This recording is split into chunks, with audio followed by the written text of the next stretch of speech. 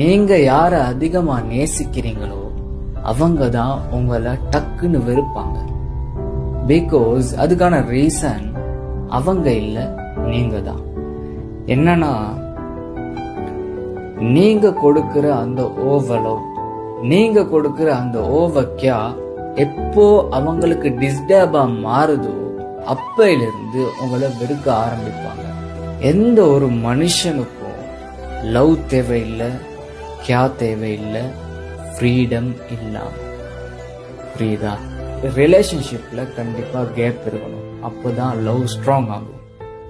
அதான் சொல்லுவாங்க, வெட்டிங் ஹால்ல வெளிப்படுற லவ்வை விட ஏர்போர்ட்ல வெளிப்படுற லவ் அதிகமா காண முடியுமா இந்த உலகத்துல? பிகாஸ் வெட்டிங் ஹால்ங்கிறது 2 பேரும் ஒன்னா சேர்ற இடம், ஏர்போர்ட்ங்கிறது அந்த 2 பேரும் பிரியிற இடம்.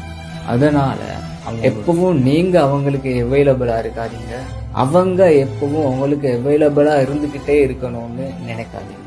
என்ன சொல்ல வரேன்னா, உங்ககிட்ட இருக்கிற அந்த லவ்வையும் கியாவையும் அவங்க கிட்ட காட்டியே தான் வெளிப்படுத்தணுங்கிற எந்த வித அவசியமும் இல்லை.